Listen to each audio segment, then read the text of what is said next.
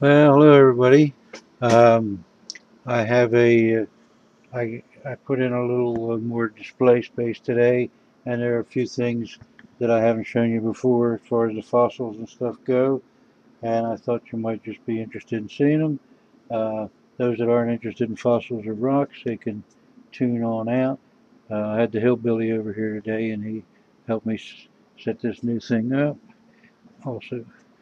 So I've always wanted to be able to display my shell collection a little better, and so by putting this new shelf up, it gave me an opportunity. Look at the size of that abalone.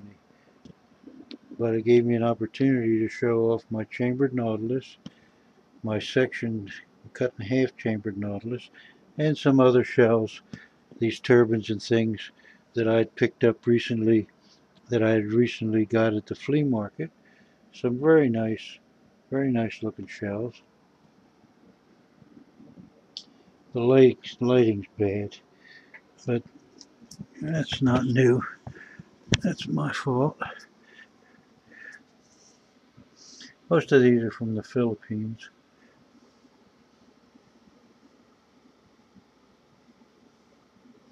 Here's a chambered nautilus.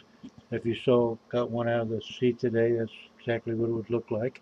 And these, of course, you remember the chambered nautilus from all the ammonites. All the ammonites are ancient chambered nautiluses.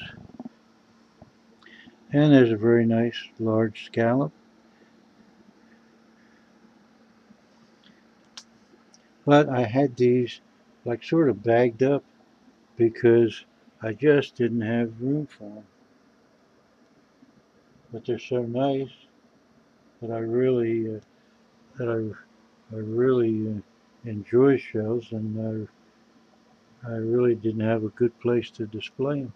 Here's one of those Pacific cones that can kill you. I've told you that story before. I had two of them in my pocket once and took them out to show somebody, and the guy said either one of them could have killed you.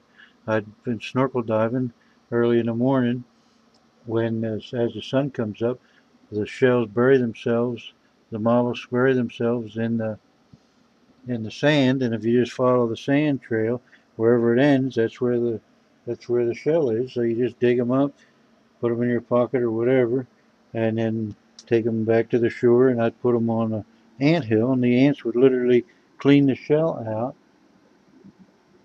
uh, within one day, and you wouldn't have to boil them, which took the shine off. You just you just let the ants do the job. But then this guy said, "Let me see what you got." And when I pulled two of those cones out, he said, "Either one of them, if you'd got them aggravated them, they could have killed you." So even the simplest things, if you don't, when you go to someplace new, this is when I'd been in Hawaii for a couple of months.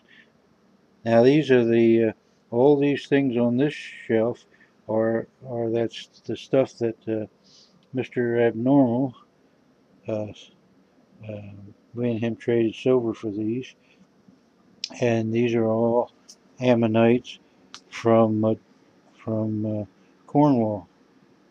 Beautiful. This is where you find the best of the pyrite ones. I can get out of the damn light. Show you. This is that fabulous stone that you break it open, and there it is. Wham! You'd never suspect it from the outside. Well, yeah, I might, or somebody that knows fossils would, because there's some fossils showing, but a lot of people might just think it was just another rock, and then whack, crack it in half, and look at, they they they snap right on the shell, and these are smaller ones that I put little display cases, but I hadn't had a chance. They were in a big gob over here in a big pile, and I just didn't get a chance to show them before. And I like the pyrite ones. and these are all from roughly the same place. Then I never had a place to show my crystals. Let me get down. It takes me so much time to get back up. So I get these. I've been picking these up for $1 or $2, mainly at the flea market. And the guy from Germany was nice enough to send me this one. I sent him some silver, but he didn't expect it. That's the one that took a month to get the silver over there. I was so embarrassed. He thought I hadn't sent it. But these I just pick up at the flea market for $1, or these geodes sometimes are only half $1. But I like crystals. I don't know anything about them except the fact that I think they're really beautiful. And geodes, I just love geodes. That's some really, really nice deep purple amethyst. Of course, from my other videos, I got that 103 pounder on the back porch. But this is really nice. It has that little green tint to it. There's some less purple amethyst, and these crystals. But then I decided it's about time I had a shelf just for my shark's teeth. Now there isn't a single tooth on here that I found. These are all teeth that I purchased. The white ones are from Morocco, and all the others are from this country, East Coast. But that's a nice big one, and a couple of decent sized ones. But everybody seems to love shark's teeth, uh, and there's so many places you can find them. I've found thousands of shark's teeth, but nothing of this size. I found some this size, but nothing like these. These are. But I just thought you might, all the fossil people out there, maybe Harley, maybe a few others. Although Harley, he's out looking for fossils for me now. He got uh, a job doing some exploration or some kind of uh,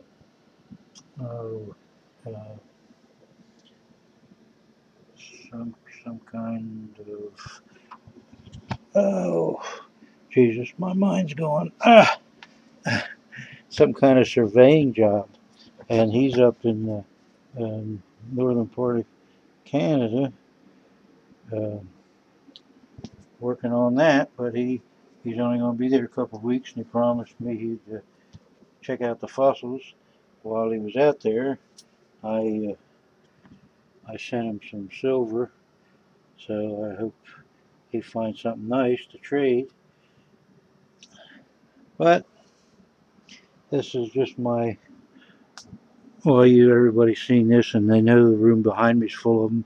But this is just my my latest little display case. I wish I could afford to put these behind glass, because twice a year they're a real pain in the neck, especially with that tray around. They're a real pain in the neck to clean. So I hope you enjoyed that. Uh, it sure is crazy showing something how this is when such a huge part of New Jersey is just a disaster area, and really your heart has to go out to those poor people who lost everything. Oh yeah, I put in an English dartboard. Um, but that's about it. So anybody would like to see any of these fossils or any of the shells up close, just send me a PM, and I'll do a short video and send it to you. So thanks for your time, and I hope everybody has a good weekend, and I hope 6 million people get their electric back. That's a start.